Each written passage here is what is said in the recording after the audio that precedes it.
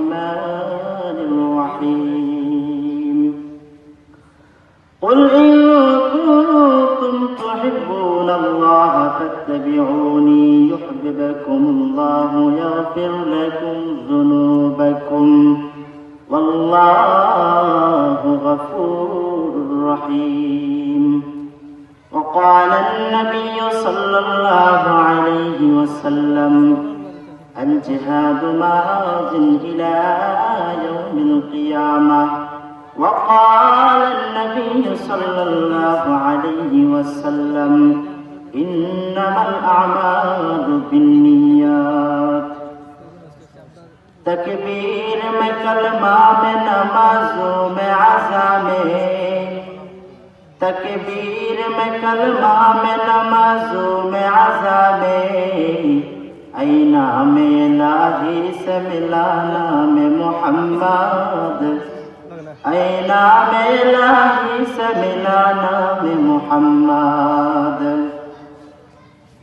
ہے میم میں محبوب مطلب کو اشارہ ہے میم میں محبوب مطلب کو اشارہ پھر کیوں نہ محبوب خدا نام محمد پھر کیوں نہ محبوب خدا نام محمد فرماتے ہیں اعظم کو مجھے خلد تری میں فرماتے ہیں اعظم کو مجھے خلد تری میں لکھا ہوا تو باب ملا نام محمد لکھا ہوا تو باب ملا نام محمد আলহামদুলিল্লাহ তেগুরিয়া আদর্শ বালিকা মাদ্রাসার উদ্যোগে আজকে এই মুহূর্তে মাহফিলের সম্মানিত সভাপতি সাহেব দূর দূরান্ত থেকে আগত আমার ইসলাম প্রিয় দিন প্রিয় মুসলমান ভাইয়েরা এবং পর্দার আড়াল থেকে শুনতেছেন আমার অতি শ্রদ্ধেয় অবলা সুবলা মা ও বোনেরা, সর্বপ্রথম মহান আল্লাহ পাক রব্বুল আলামিনের দরবারে অসংখ্য গণিত শুকরিয়া আদায় করতেছি যে মহান আল্লাহ পাক রব্বুল আলামিন আমাদেরকে সারা দুনিয়ার এই ফিতনা ফাসাদের মধ্যে এমন এক জামানায় যে জামানার মানুষগুলা নেকের কাজ করতেছে এবং গুনার কাজ করার জন্য প্রতিযোগিতা শুরু করে দিয়েছে, যে জামানায় পুণ্য কাজ ভালো কোনো কাজ করতে গেলে বাধা সৃষ্টি হয়, সেই জামানায় আল্লাহ পাক আমাদেরকে এই উক্ত মহতি মাহফিলের মধ্যে আসার এবং বসার কিছু দিনই কথা বলার এবং কিছু শোনার তৌফিক দান করেছেন। তাই সবাই অন্তরের অন্তঃস্থল থেকে দিল মন উজাড় করে সবাই আল্লাহ পাক রব্বুল আলামিনের শুকরিয়া আদায় করি, বলে আলহামদুলিল্লাহ। আর জোর বলি আলহামদুলিল্লাহ। আমার ভাইরা, বর্তমান সময়ে আমরা যা দেখতে পাই, এই মাহফিলগুলা করতে গেলে কত বাধা সৃষ্টি হয়।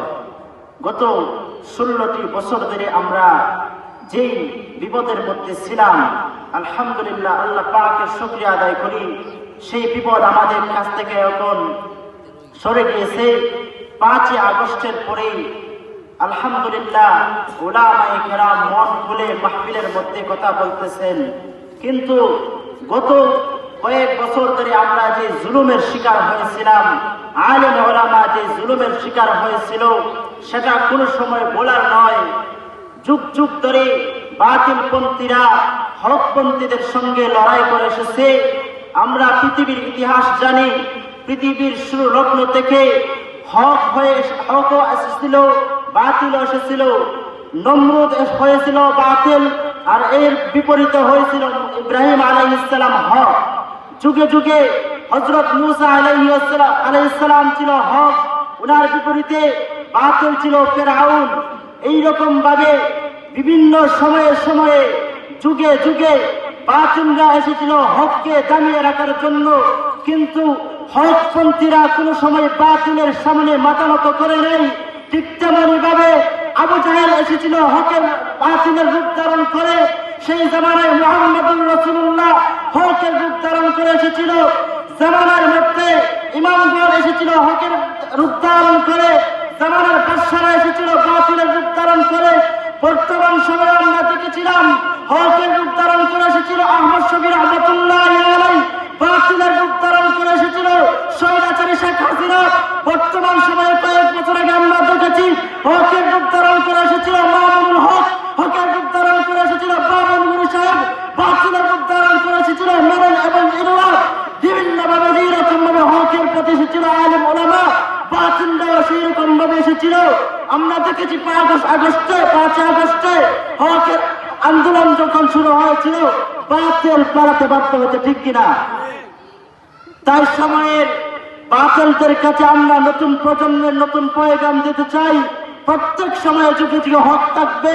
তোমরা যদি আলেম পন্থী হও, আলেম বিরুদ্ধে লাগো, আলেমদের পিছনে লাগো, তাহলে ইতিহাস খুলে দেখো, ইতিহাসের মধ্যে এখনো ইতিহাস সাক্ষী যারাই হকের বিরুদ্ধে লেগেছে, যারাই আলেম ওলামার বিরুদ্ধে লেগেছে, তারা এই দুনিয়া থেকে ধ্বংস হয়েছে, ঠিক কিনা?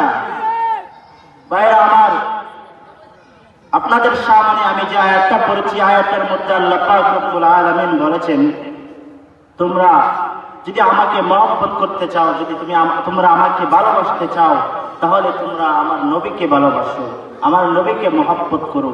যদি আমাকে পাইতে চাও, তাহলে আমার নবীকে পাইতে হবে, নবীর সুন্নতকে আঁকড়ে ধরতে হবে। বিশ্বনবী মুহাম্মদ রাসূলুল্লাহ সাল্লাল্লাহু আলাইহি ওয়াসাল্লাম বলেছেন, ওনার হাদিসের মধ্যে বলেছেন যে আমার সুন্নতকে আঁকড়ে ধরো, এবং কি এমন একটি সময় আসবে যে সময়ে আমার একটি সুন্নতকে ধরে রাখা, আমার একটি সুন্নতকে আদায় করা এত কঠিন হয়ে যাবে, হাতের মধ্যে আগুনের আংটা রাখলে যতটা কষ্ট হয়, এমন একটি বর্বরতার জামানা আসবে, এমন একটি কঠিন সময় আসবে যে সময় আমার সুন্নতকে মানলে মানুষ হাসি ঠাট্টা